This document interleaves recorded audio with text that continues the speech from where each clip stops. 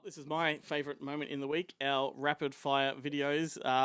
People are starting to enjoy these, so we're going to keep doing them so long as we can. I've got Beth Darlington here from Access Paranormal. She was our guest on Monday's podcast. Hey, Beth. Hey, how you going? Oh, good. Are you ready for some questions? All right. Some will pertain to you, and some will have nothing to do with you, and that's the fun of it.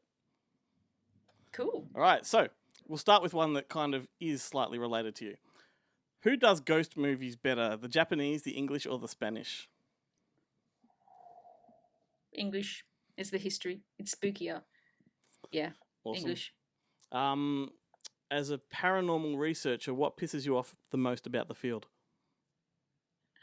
Uneducation. People just don't look for the right info. Yeah.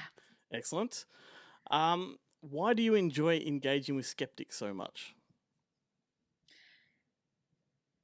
Because I think it's needed. I think the paranormal needs it. I think if we can believe in something too much, we'll lean too much one way and we'll lose ourselves. I think skepticism is important. Yeah. Excellent. You're a regular at Scarefest. Do you plan on going back next year? Yes. Yes, I am. Fingers crossed. Hopefully I can join you. Oh my gosh, we'd finally get that dream happening. How good would that be? In the same place. Oh, so good. All right, what's your favourite movie in general? Oh, geez. It's like asking what your favourite child is. Since we were talking about it recently, I have to say Ghostbusters. That's like such a typical answer. Paranormal investigator. I know. It's horrible. Can't take me anywhere. No, but what a banger. Are you looking forward to the new one? Totally. Oh, I was so disappointed. It obviously wasn't released when it was meant to be here in June. So yeah, and it looks very Stranger Things style as well, which is like marrying my two loves. So I'm like, as soon as I saw that, it's like, caca. It's funny. It's funny that sound you just made, the caca, that comes from Evolution, which is a movie from the makers of Ghostbusters. Boom! You're a movie geek and you don't even know it. There you go. I have a sneaky suspicion that the new Ghostbusters trailer is a bit of a red herring. I think it's going to be a different movie to what they're projecting. Ooh, that'd be interesting. It wouldn't surprise me. But yeah, that'd be interesting. Okay, do you prefer pizza or a burger? Pizza, hands down. I live with Italians and they do it from scratch. Like they make the dough the day before. It's all like there's like a science. There's a whole method to it. Pizza down, and once you've had proper Italian home cooked pizza, it ruins you. It ruins you. What are two things that you miss most about Australia? Oh wow, got my friends. Definitely my friends. 100%. The paranormal community in Australia I do miss greatly. I've got fabulous people here that I know, but definitely my friends.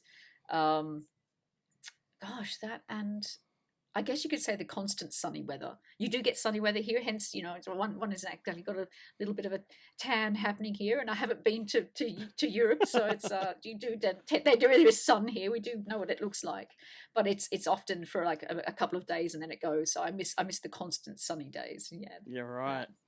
And what are your thoughts on urban explorers? I completely understand. When I was traipsing about in Chernobyl years ago, I thought this would be just an urban explorer's dream to have the place to yourselves like that and actually explore. Mind you, you can only be in buildings for any more than 10 minutes because of radiation issues, slightly. But yeah, I completely, my thoughts I completely understand. But again, sometimes when it comes to investigating a location, you'll find them in the location if it's a place that's fairly open, and that can be a problem because they're wanting to do their thing. You're like, no, go away. We're trying to see if there's an afterlife. Bugger off. And quite often you would have permission to be there and they wouldn't.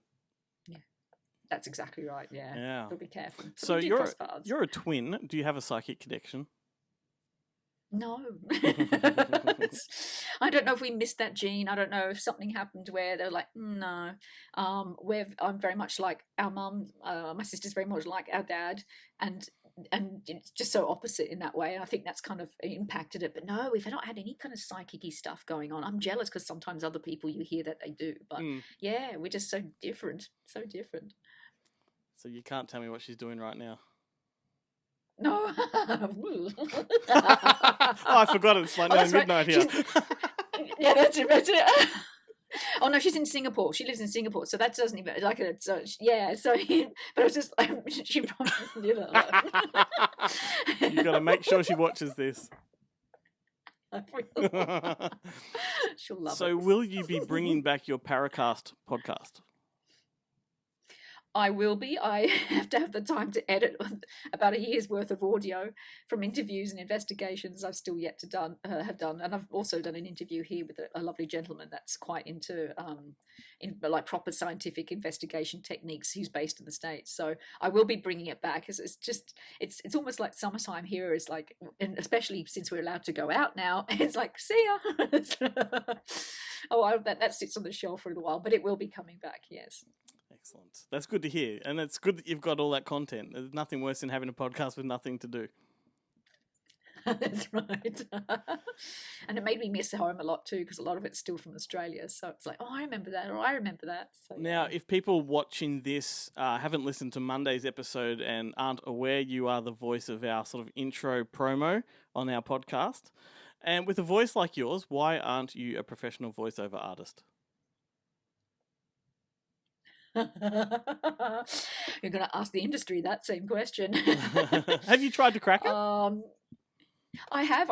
About 15 years ago, when I actually was working in radio, I was starting to get training from some of the guys in the creative department. So I'd run downstairs when they needed a spare voice for a promo they were putting together for a client. They're like, oh, we need someone to say this and you know, in this way, or I'd be in a crowd or something like that. And I absolutely loved it because, you know, office work can be as boring as batshit. So when you get a chance to be creative, you know, for like 20 minutes, oh, I've just got to nip downstairs to the creative department, and then you just go down there and just have fun because you then can be somewhere else for 20 minutes, half an hour, and then run back up and then be back to normal. So I do miss it. I do miss it a lot. And I have tried to crack it. It is extremely competitive, though. Yeah, very competitive. No doubt about that. Well, it's just you're gonna hate me after we turn off the cameras here. But can you give me a demonstration of your radio voice? Well, it depends what kind of style do you want. Do you want happy, you know, selling you something online, or do you want a serious one, or do you want a sexy one? Like there's different shades of Beth. Okay, I want the sexy one because I didn't know that existed until right now. and I go a certain shade of red. All right. So am I called into a sex line? Is that what we're talking about? Yeah, that kind of stuff. Ring, ring. Ring, ring. Welcome to the sex line. This is Beth speaking. How can I help you? Oh, all right. That's enough because we don't want to go any further. Whew. That's awesome. And what about just like, just sell me something serious? This cup will help save your life. Please donate today and help the children in need. Brilliant. I love that shit. I could talk about that all night. Cups help children in need, right? We gotta have a cup. It brings them water. Very important. Yes. Yeah. I want to just keep asking you those questions, but I won't. I think you answered this on the podcast. Can you name a paranormal film that blew your mind? Paranormal film that blew my mind. Oh, that's a good one. It was a series originally, but then it unblew my mind. Okay. The house on the hill started to turn out really good. I was like, this is really, and the ending was just so disappointing. But originally, it blew my mind. The series, it was great, and everyone, you know, in the community was talking about it. So, I think the second one starts very soon on Netflix. Yeah, that's right. It does. Yes. Excellent. Well, hopefully Hopefully that one delivers right through. That's right. What's the creepiest place you've investigated? Oh, I'd have to say Chernobyl. It was the creepiest. and and it's interesting because it was during the day. So, and often people go, oh, it's creepy at night, and I was worried about. It's like that to me was one of the creepiest places. It was creepier than Licking County Jail in West Virginia, Waverly Hills, or the Queen Mary ship. It was just, I think it's because it's this element of the fact of the radiation side of it, I think, and the fact it just seems like everyone just kind of upped and left. And Yeah. it's just this, you can see this old communist information still up on the walls, and it's like it's a time clap. It's like a time capsule. Yep. Everything is in place where it yeah. was the moment that it happened.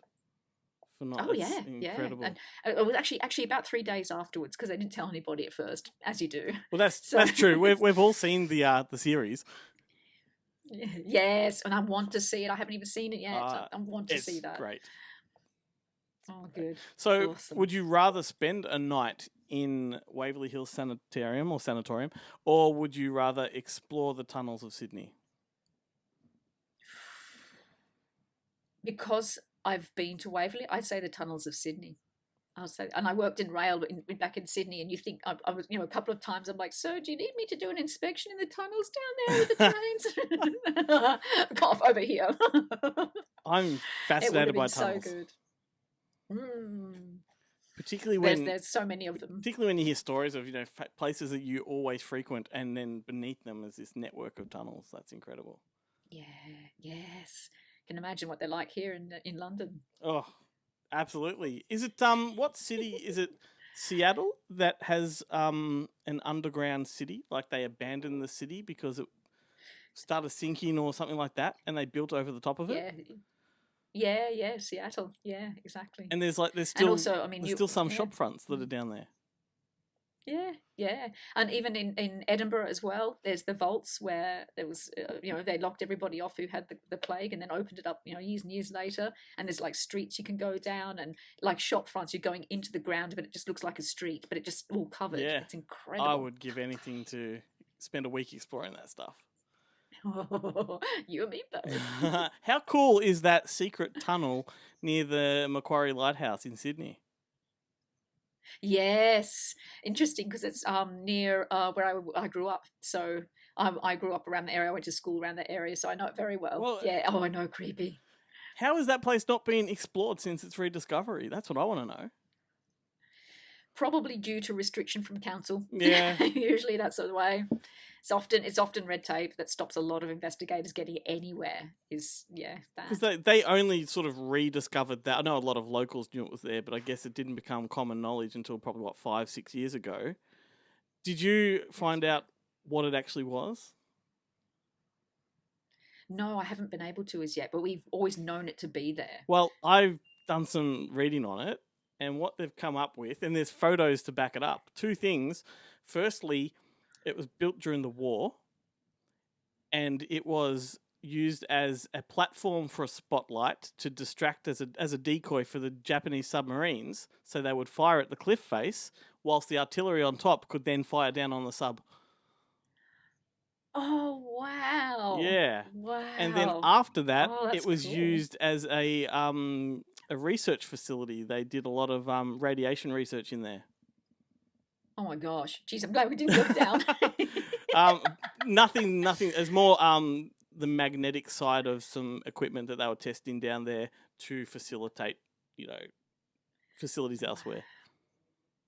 Yeah.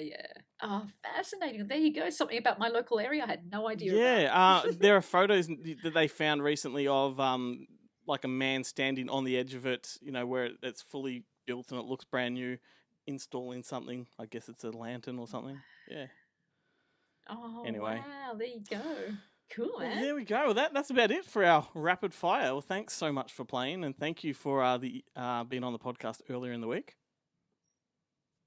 My pleasure. It was always good to chat with you. I can't wait either to meet you somewhere else in the world or for you to come home and hang out again. Yeah, likewise, mate. Likewise. All right. Well, I'll catch you somewhere online soon. Cool. Thank you.